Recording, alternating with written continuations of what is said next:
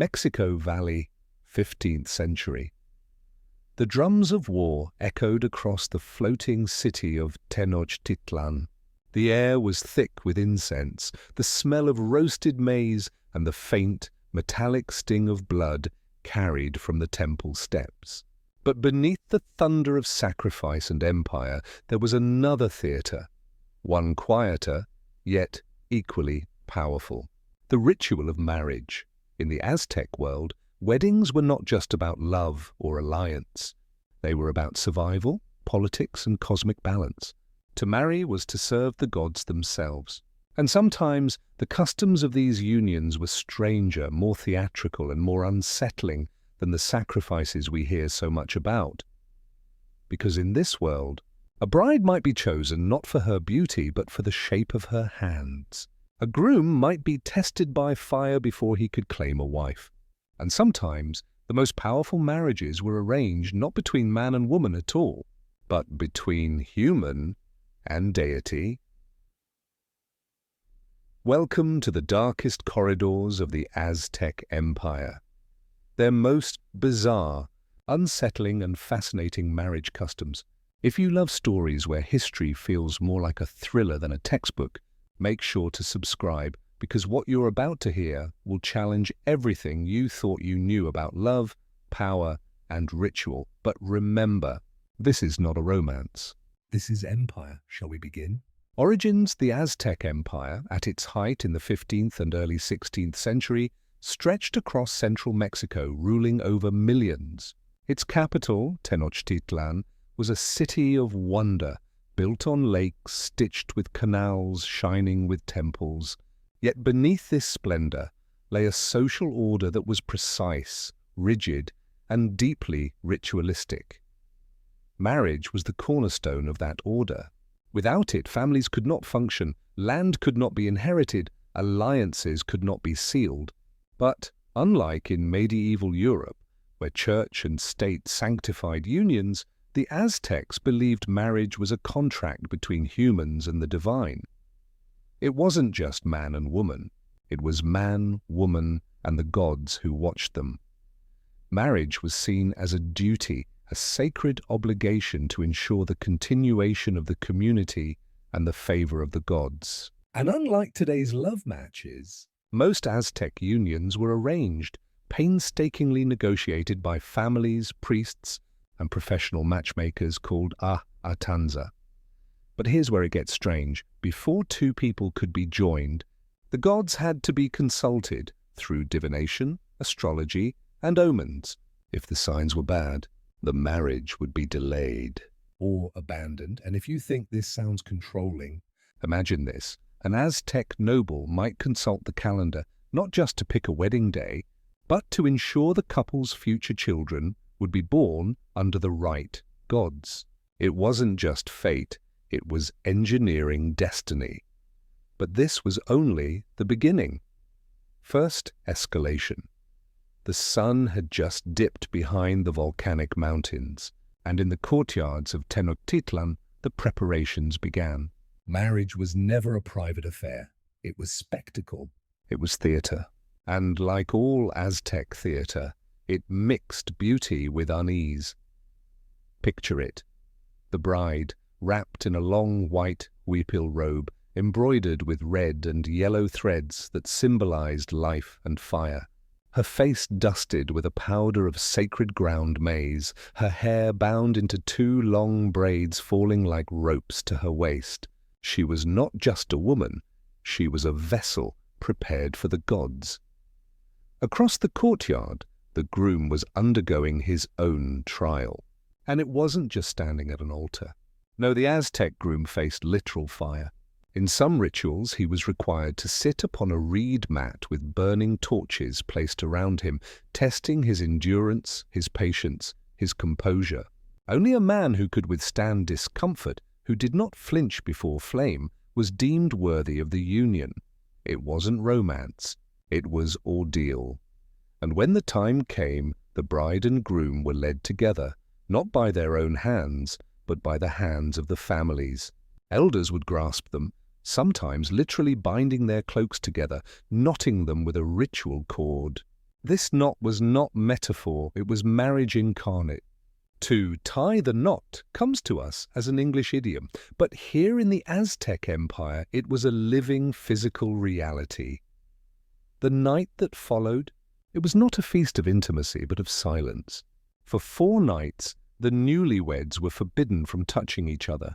They slept on a woven reed mat side by side under the eyes of family and the ever-watchful gods. Only after this trial of restraint could the marriage be consummated. Why such a strange command? Because to the Aztec mind, restraint was power. If you could endure fire, silence, and hunger, you proved yourself not just to your spouse, but to the cosmos. And still, this was only the surface, because the wedding itself was just the doorway. The real drama lay in the alliances it forged, the wealth it redistributed, and the expectations it carved into the future of the couple. Consider this. A noble family might arrange a marriage not just to secure land, but to bind 2 rival houses into obedience. A commoner might marry within his kalpuli, the neighborhood clan, to ensure loyalty remained tight-knit. And at the highest levels, emperors might marry multiple wives, each chosen to cement loyalty with tributary states. The personal was political, the private was cosmic, and the spectacle was everywhere. But if you think these rituals of fire, silence, and knots were strange, you haven't yet seen the truly bizarre customs, ones that blurred the line between human and divine, between man and myth. By torchlight, Tenochtitlan glittered like a city of stars anchored upon water.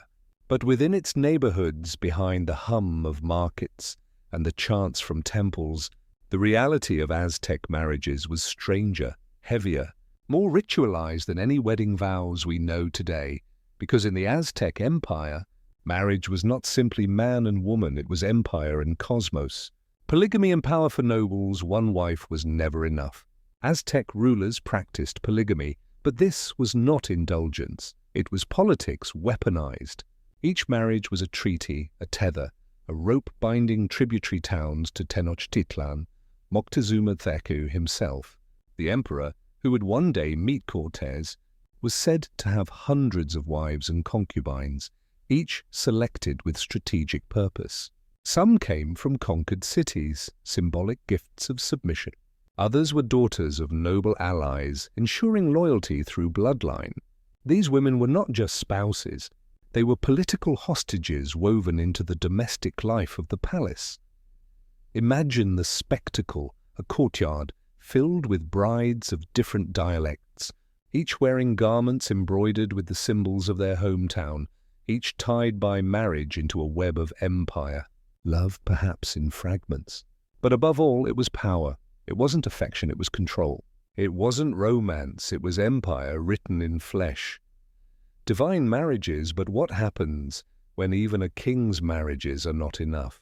When humans seek to marry gods? Among the most bizarre customs were ritual marriages to deities. Certain priestesses were chosen, often as teenagers, to serve as wives of the gods. They lived within temple complexes, adorned in garments specific to the deity they represented. For instance, young women dedicated to Xochiquetzal, goddess of love, beauty, and fertility, were ritually wed to her through symbolic ceremony, becoming embodiments of the goddess herself.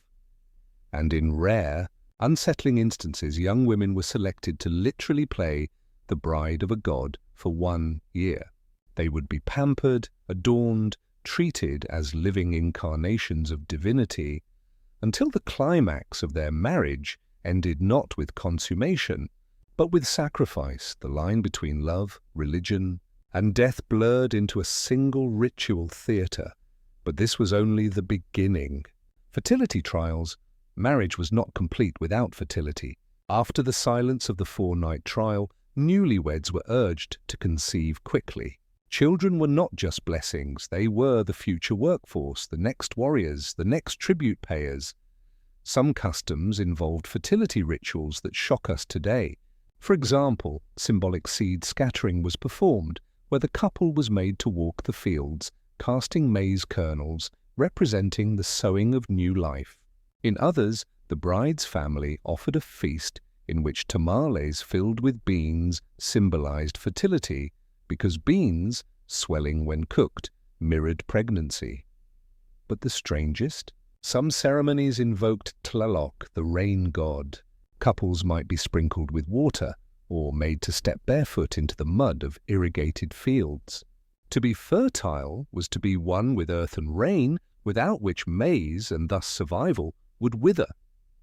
Marriage was agriculture. Marriage was cosmic balance. Marriage was food, surveillance of intimacy.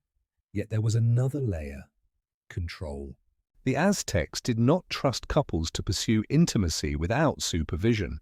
Elders and midwives were involved at every stage. In some accounts, after the 4-night trial, the couple was observed by senior women who ensured the consummation occurred properly, because the act was sacred and failure was a spiritual offense. Imagine the pressure of intimacy treated as public duty. A private act turned into a divine obligation, watched, whispered about, weighed against omens. It wasn't love in private. It was performance in the service of gods. Spectacle statistics consider the scale. In some noble households, dozens of marriages could be arranged within a single year, each binding allies and tributaries. Marriage was the machinery of empire as much as war. Scholars estimate that at least 80% of Aztec marriages were arranged. Personal choice was rare, a luxury mostly for commoners, and even they required the approval of elders and priests. One Spanish chronicler, Bernardino de Sahagún, described the process with fascination and unease. The wedding of the Mexica was not simple. They knotted the cloaks. They bound them to sleep 4 nights apart. They made offerings to the fire, and the bride wept for her house, her childhood, her gods she left behind. That last image, the bride weeping. It was not only emotion, it was expected ritual. Tears were required because leaving her family was symbolically a small death. And so the Aztecs demanded visible grief to sanctify the transition. The mini cliffhanger: we've seen marriage as ordeal, as political theatre, as cosmic obligation. But behind these customs were characters, emperors, nobles, priests, whose personal stories brought these rituals to life. Moctezuma, with his hundreds of wives. Nezahualcoyotl, the poet king, who turned marriage into diplomacy. Priests who turned brides into goddesses and then into sacrifices. If the customs were bizarre, the people who wielded them were even stranger. Characters and rulers, Tenochtitlan was not merely a city of canals and temples, it was also a labyrinth of alliances, rivalries, and marriages woven into the very fabric of power. And at the center of it all stood the rulers and nobles, whose marriages were less about affection and more about survival. Because to understand the strangest marriage customs of the Aztec Empire, you must meet the people who practiced them.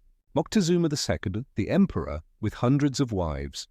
When Spanish conquistador Hernán Cortés entered the great palace of Moctezuma in 1519, he was stunned, not only by the walls of jade, turquoise, and obsidian, but by the women.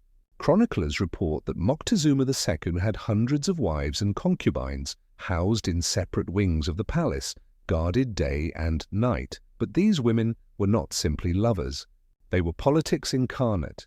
Each wife represented a conquered city, a subdued noble family, a tributary state. To deny the emperor was unthinkable. Giving your daughter to him was both submission and insurance. In this way, Moctezuma's marriages stitched together an empire as effectively as armies did. Cortés himself described the palace women as wives and servants, richly adorned, who served as both household and empire's ransom. It wasn't pleasure, it was strategy. Nezahualcoyotl, the philosopher king and diplomat of marriage. Then there was Nezahualcoyotl, the poet king of Texcoco, one of the 3 great cities of the Aztec Triple Alliance. Unlike Moctezuma, he was remembered not just as a warrior, but as a philosopher. His poems survive today, full of longing, beauty, and reflections on death, but even he was bound by the marriage customs of his world. He reportedly had many wives, not for lust, but for diplomacy. Each union was a peace treaty, a seal against rebellion. One anecdote tells that Nezahualcoyotl once married the daughter of a rival noble who had plotted against him, transforming a political enemy into family. To make peace, he is said to have remarked, is to bind blood, not swords. Romantic words, perhaps, but the women themselves, their voices are silent in the chronicles. Itzcoatl marriage as conquest the fourth emperor, Itzcoatl, who helped solidify Tenochtitlan's dominance in the early 15th century, is remembered for his political cunning. His marriages sealed alliances with neighboring rulers. But unlike later emperors, he treated marriage itself as a battlefield. When Itzcoatl conquered a rival Altepetl city-state, he would often demand noblewomen as part of the tribute. These women were then distributed among his generals or taken into his own household. To him, marriage was war continued by other means. It was not love, it was conquest in another costume.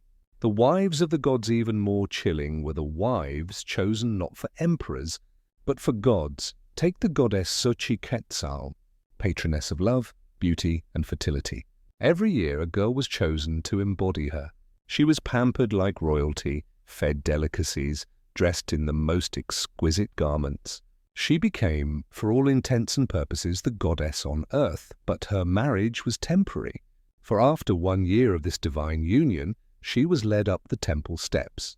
There, her role as bride ended with sacrifice, her blood offered to ensure fertility for the empire. A marriage that began with flowers ended with knives. Midwives, matchmakers, and priests, but it wasn't only emperors and gods. Whole classes of people had roles in these customs. Midwives were crucial figures, not just in birth, but in marriage. They presided over the rituals of consummation, advised couples on fertility, and acted as guardians of the household. Matchmakers, the atanza, were professional negotiators, skilled in reading omens, family needs, and political winds. They decided whether a marriage could proceed, and their word carried spiritual authority. Priests oversaw the binding rituals. It was they who tied the cloaks of bride and groom, symbolizing unity. And it was often they who enforced the 4 nights of silence, ensuring human passion bowed first to divine will. In this way, marriage was not private. It was a community event, a cosmic drama in which everyone, from emperor to servant, had a role to play. A Spanish witness speaks. The Spanish chronicler Bernardino de Sahagún wrote extensively about these customs, documenting what he saw and what Aztec informants told him. He describes in detail the weeping bride, that she was expected to cry as she left her parents' house, carried on the back of an elder woman, symbolizing both death and rebirth. He also describes how grooms were tested, sometimes required to display endurance and bravery before the marriage was finalized. These accounts, though filtered through European eyes, reveal the strangeness and the rigor of Aztec marriage customs. A mini cliffhanger, the emperors turned marriage into empire. The gods turned marriage into sacrifice. The matchmakers turned marriage into destiny. But what about the darker myths and grotesque twists? Stories where theatre, sex, and blood combined into propaganda, where even weddings became stages for fear. Grotesque twists and myths by torchlight, in the echo of drums, the Aztec marriage rite often blurred into something far stranger, half wedding, half ritual theatre. These were not just unions of men and women, but performances staged for gods, emperors, and entire communities. And sometimes the rituals took a grotesque turn. The bride's funeral, in some ceremonies, the bride's departure from her family, was staged like a funeral procession. She was carried on the back of an elder woman, her eyes downcast, her tears required. Why? Because in Aztec thought, marriage was a kind of death, death of childhood, of personal freedom, of belonging to her natal household. The weeping was not optional. It was demanded. The bride had to perform her grief to show that she understood she was leaving her old life behind forever. It was both symbolic and chilling, a wedding that looked like a burial. It wasn't celebration, it was mourning. It wasn't a beginning. It was a ritual death. Sexuality as sacrifice. Aztec myth linked sexuality directly to sacrifice. One story tells of Xochiquetzal, goddess of love and fertility, who was abducted by Tezcatlipoca, the dark god of sorcery and night. Their union was not loving but violent, a mythic warning that passion was dangerous and always tied to power. This myth seeped into marriage rituals. Some scholars believe that the 4-night silence enforced on new couples was a way of disciplining desire, preventing it from becoming chaos. Sexual union had to be delayed, controlled, almost sacrificed itself before it could be allowed. Even the consummation was wrapped in cosmic fear. If a couple failed to conceive, the blame was not personal, it was spiritual.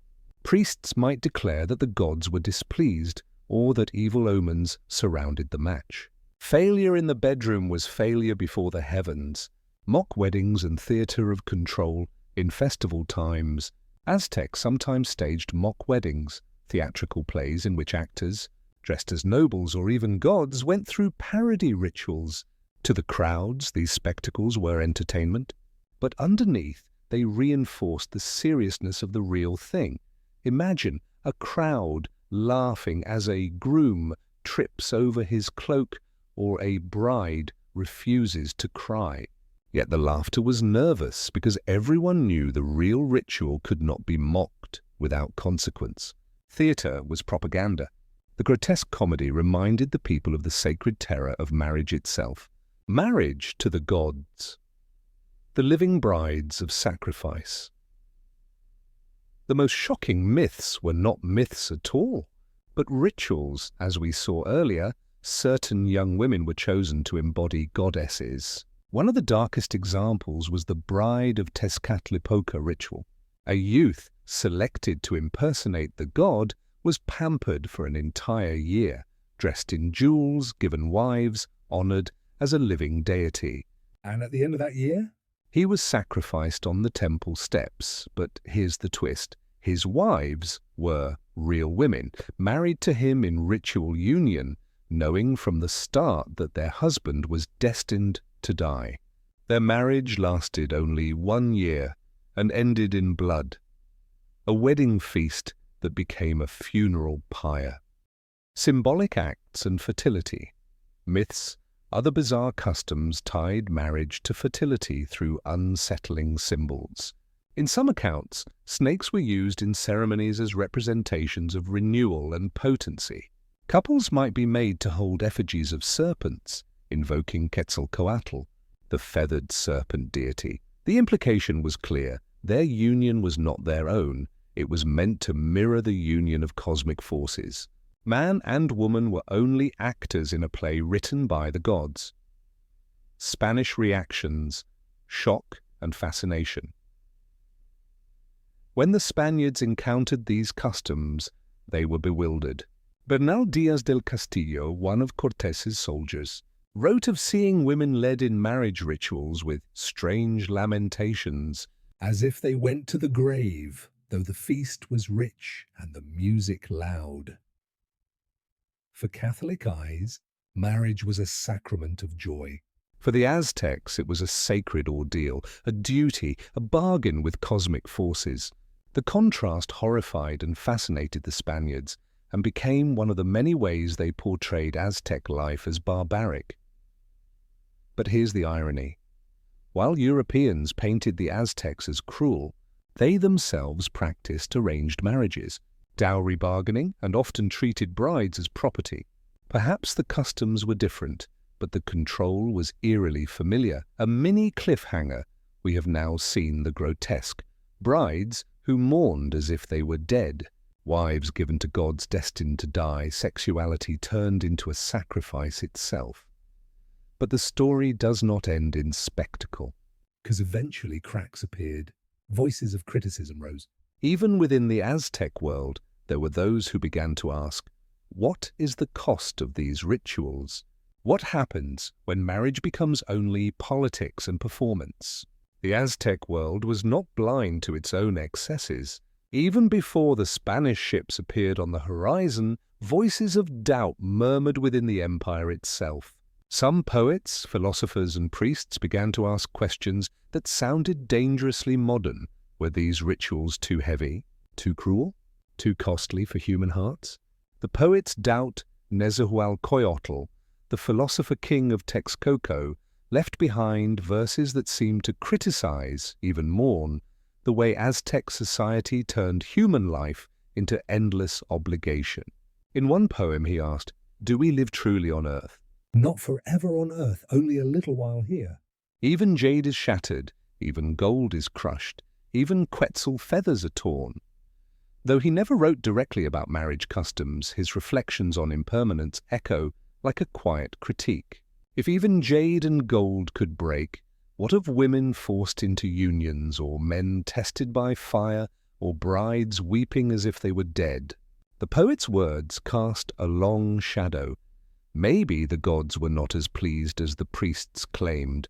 Economic strain criticism also came in practical form. Arranged marriages among nobles were expensive, lavish feasts, costly garments, tribute gifts, processions that consumed resources. The more spectacular the empire grew, the more extravagant its weddings became. For commoners, too, expectations weighed heavy. Dowries had to be paid. Feast days demanded food and drink for the entire Kalpali clan. And if a marriage failed to produce children, the blame was not just personal. It could destabilize inheritances, create disputes, even fracture alliances, as one elder reportedly told a Spanish friar after the conquest. Marriage was the net we could not untangle. It caught us all, and it was heavy. The burden of women, for women especially, the customs could be crushing. Expected to cry at weddings, to serve as silent brides, to embody goddesses only to die at the temple steps, many bore the weight of symbolism that erased their individuality.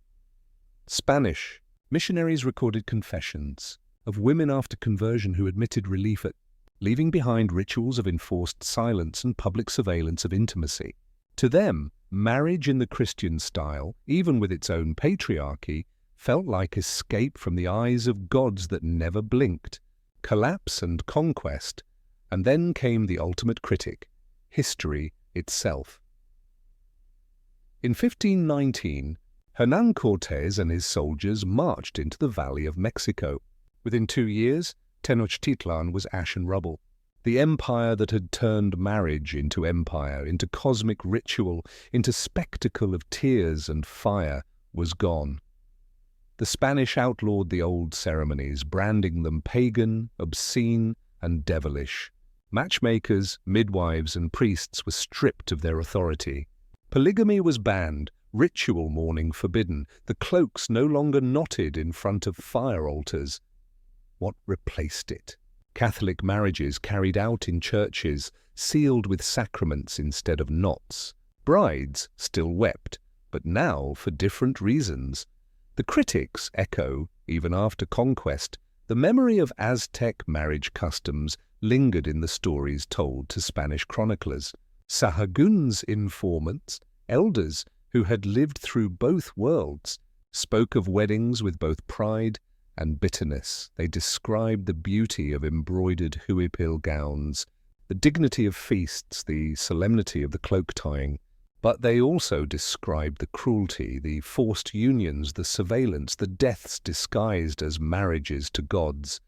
It was as if they were saying, this was our order, this was our burden, this was our greatness, and also our tragedy. So by the time the Aztec Empire fell, its marriage customs had already begun to fray, criticized by poets, strained by economics, dreaded by women, and ultimately erased by conquest. But the real question lingers even now.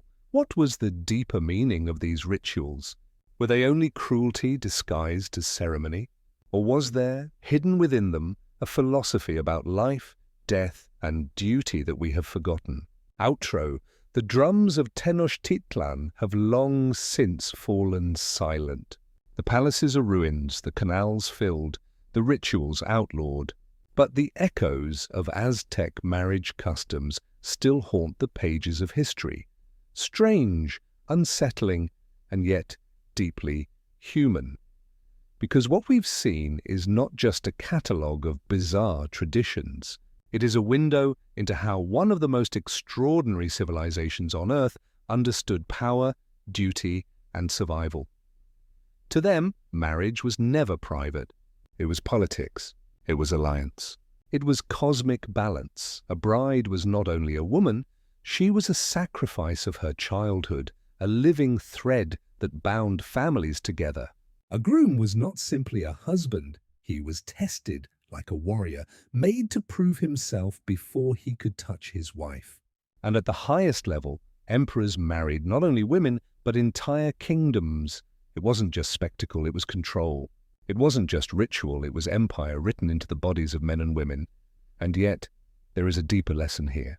The Aztecs understood something we sometimes forget, that every society turns marriage into a stage for power. Whether through politics, religion, or law, unions are rarely free of larger designs. The Aztecs simply made this truth visible through fire, tears, silence, and sacrifice. But there is tragedy too, for within all this spectacle individuals disappeared. The bride who wept because she was told to, the priestess who became a goddess only to die, the wives of Moctezuma, living tokens of conquest. Their personal voices are lost, swallowed by ritual, and maybe that is the darkest lesson of all, that when human beings are reduced to symbols, to tools of empire or pawns of gods, love itself becomes impossible. Cinematic closing image.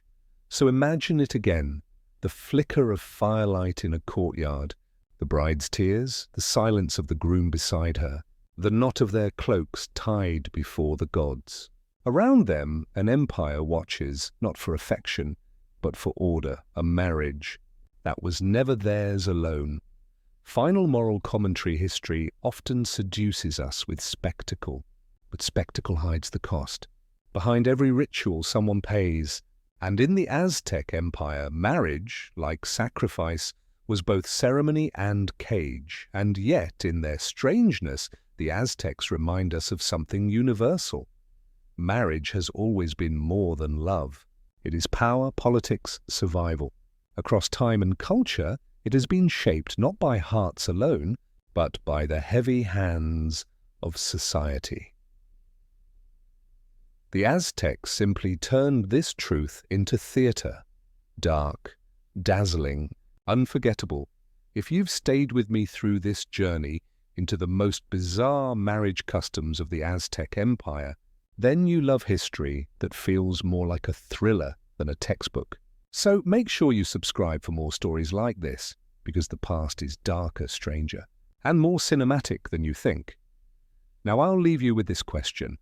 Which part of these Aztec marriage customs do you think reveals the darkest soul of their civilization? Was it the brides who had to cry as if they were dying? The god brides sacrificed after 1 year of marriage? Or the emperors who turned their wives into chains of empire? Tell me in the comments. I'd love to hear your thoughts.